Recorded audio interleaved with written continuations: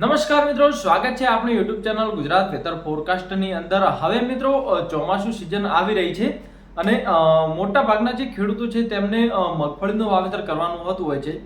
હવે મિત્રો વાત કરીએ કે મગફળીનું તો આપણે વાવેતર કરી રહીએ છીએ, પણ જે સતત ચોમાસું વરસાદ સાથે સાથે જે જમીનના ભેજના લીધે અને સાથે સાથે જે ઉપર વરસાદ છે તેના લીધે જે દાણો હોય છે, જે મગફળીનો છોડવો હોય છે તેને ફૂગ લાગી જતી હોય છે.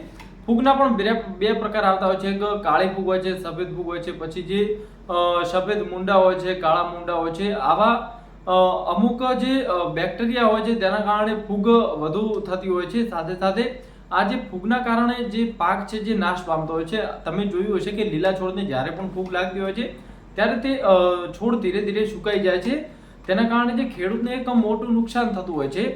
અને જે આપણે વારંવાર જે ફૂગનાશક દવાઓનો પ્રયોગ કરીએ છીએ તેના કારણે ખેતર તો બગડે છે, સાથે સાથે પૈસા પણ વેડફાય છે. સાથે સાથે જે આપણે દવા નાખીએ છીએ જે 2 થી 3 વર્ષ માટે જો યોગ્ય લાગતી હોય તો પૈસા ખર્ચવા યોગ્ય છે, પણ જો એક જ સિઝન માટે જે આપણે મગફળી વાવી છે તેના જ માટે જો આપણે એટલા પૈસા ખર્ચવા પડે તો એ ખેડૂતને એક તરીકે નુકસાન જતું હોય છે. કારણ કે મગફળીના પાકમાં અતિશય દવાઓનો ઉપયોગ થતો હોય છે, પ્લસ ખાતર અને મોંઘા બિયારણો દ્વારા ખેતર જે ખેડૂતોને બહુ મોંઘું પડતું હોય છે જે વાવણી કરવી.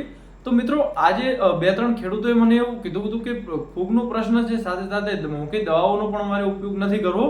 તો કોઈ એવી દવા નથી આવતી કે જે આપણે એકવાર પ્રયોગ કર્યા પછી 4 થી 5 વર્ષ સુધી ફૂગ ના આવી શકે, અને આવે તો પણ તે સાબ આપણે એક તરીકે કહીએ કે નોર્મલ પૈસા ખર્ચીને પણ આપણે તે ફૂગનો નાશ કરી શકીએ. તો મિત્રો આપણે એક એવું તત્વ લઈને આવે છીએ, એક એવી દવા હું તમને કહીશ જેના કારણે તમારી જે ખેતરની ફૂગ છે તે તો નાશ થશે, સાથે સાથે ઉધઈ અને જે સફેદ મુંડા છે અને જે કાળા મુંડા છે તેનો પણ નાશ થઈ જશે, અને તમારી જે ખેતરની ફળદ્રુપતા છે તેને પણ કોઈ પણ અસર થશે નહીં.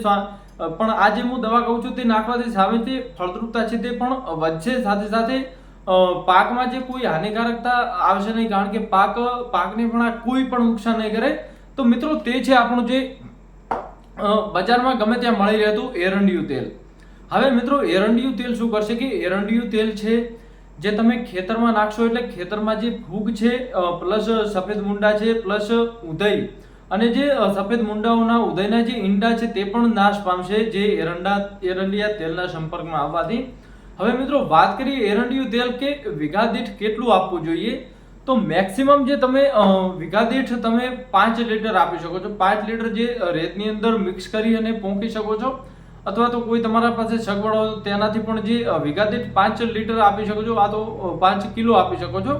પણ જો તેનાથી વધારે નાખો તો પણ ઉત્તમ છે. પણ જો તમારે નોર્મલ જે પૈસા ખર્ચવા હોય તેમાં જે 5 કિલો આસપાસ તો તમારે વીઘા દીઠ આપવું જોઈએ. આનાથી જો તમારે પહેલું તો એ છે કે જે આપણું ખેતર છે તેની ફળદ્રુપતા સચવાઈ રહેશે, સાથે સાથે જે સફેદ ફૂગ છે, કાળી ફૂગ છે તેનાથી પણ તમને રાહત મળશે. સાથે સાથે જે સફેદ મુંડા અને ઉધઈ માટેની જે હાનિકારક દવાઓ તમે ખેતરમાં જવા દો છો તે પણ નહીં જવા દેવી પડે, અને તમારા પૈસાની પણ બચત થશે. સાથે સાથે તમારું જે ખેતર છે તેની પણ ફળદ્રુપતા સચવાઈ રહેશે. તો મિત્રો જે એરંડિયું તેલ છે તેનું જ એક બીજું કોન્ટેન્ટ છે કે આપણે જે સાધનોનું બળેલું ઓઇલ આવતું હોય છે, જે જૂનું ઓઇલ નીકાળી દેતા હોય છે અને નવું નાખતા હોય છે સાધનમાં. તો જે જૂનું ઓઇલ છે જે વીઘા દીઠ 20 લીટર પણ આપી શકો છો.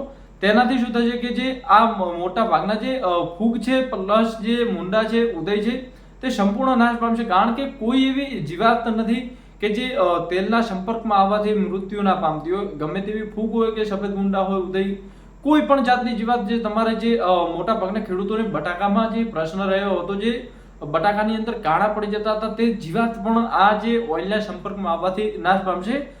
ઘણા બધા ખેડૂતોએ જે બટાકાનો વાવેતર કરેલો હતો તેમાં હજારો રૂપિયાની દવાઓ ખર્ચી નાખી છે, છતાંય તે કાણા પાડતી જે જીવાત છે તેનો નાશ નતા કરી શક્યા.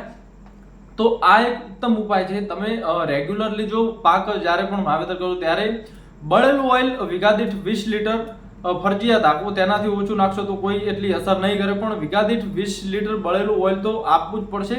તેનાથી તમને ઉત્તમમાંથી ઉત્તમ જે ગુણવત્તા તમને એની જોવા મળશે. સાથે સાથે એરંડિયું તેલ જે ઓરિજિનલ એરંડિયું હોય છે, જે બળ્યા વગરનું હોય છે, તે વીઘા દીઠ 5 કિલો આપવાથી પણ તમને જે બળેલું ઓઇલ નાખો છો તેટલો જ ટકાવારી તમને જોવા મળશે. એટલી જ તમારી ખેતરની કેપેસિટી છે કે જે વધારે પણ ના નાખવું અને અતિશય પણ ના નાખવું.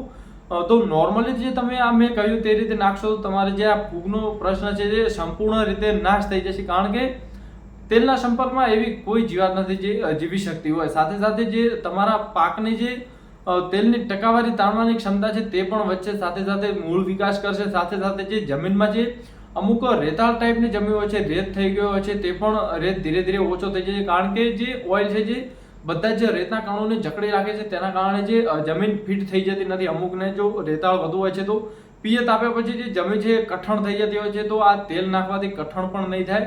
સાથે સાથે નરમ અને પોચી રહેશે અને જીવાત મુક્ત થઈ જશે. તો મિત્રો આ ટ્રાય એક અવશ્ય કરજો. કારણ કે હું ખુદ 4 થી 5 વર્ષથી આ ટ્રાય કરી રહ્યો છું અને જે ફૂગ હતી મારા પહેલા જે ખેતરો હતા તેમાં ફૂગ બહુ બધી હતી, પણ સાથે સાથે 2-4 બીજા ખેડૂતો હતા તેમને પણ આ જ પ્રશ્ન હતો. તો અમે આ 4-5 ખેડૂતોને પણ અમે આ ટ્રાય કરાવેલો છે અને હું ખુદ પણ કરું છું. ફૂગથી 100% અમને રાહત મળી ગઈ છે. કોઈ પણ એવી હાનિકારક દવાનો ઉપયોગ કર્યા વગર જ અમે જ્યાં ઘરે આપણે તૈયાર થતું હોય છે એરંડિયું તેલ આપણે ગમે ત્યાં બજારમાં મળી રહેતું હોય છે, તો તેનો ઉપયોગ કરવો. વધારે જે અમુક દવાઓ આવતી હોય છે તેનો ઉપયોગ ટાળવો જોઈએ. કારણ કે જે ખેતરને તો બગાડે છે, પણ જે અનાજ તેના દ્વારા પાકે છે તે તમારા શરીરમાં જાય છે તો તમને પણ બીમાર કરી શકે છે. તો મિત્રો આ ખાસ એક વાતનું ધ્યાન રાખવું જોઈએ. વધારે પૈસા ખર્ચવા નહીં. અને આ જે નોર્મલી રીતે હું તમને આવી બાજરીના પાકમાં કયું નાખવું, સાથે સાથે બટાકાના પાકમાં કયું નાખવું, તે હું રેગ્યુલરલી તમને વિડીયોના માધ્યમથી જણાવતો રહીશ. આજ માટે બસ આટલું જ. વિડીયો પસંદ આવ્યો તો લાઇક, શેર અને સબસ્ક્રાઇબ કરવાનું ભૂલજો નહીં. ધન્યવાદ.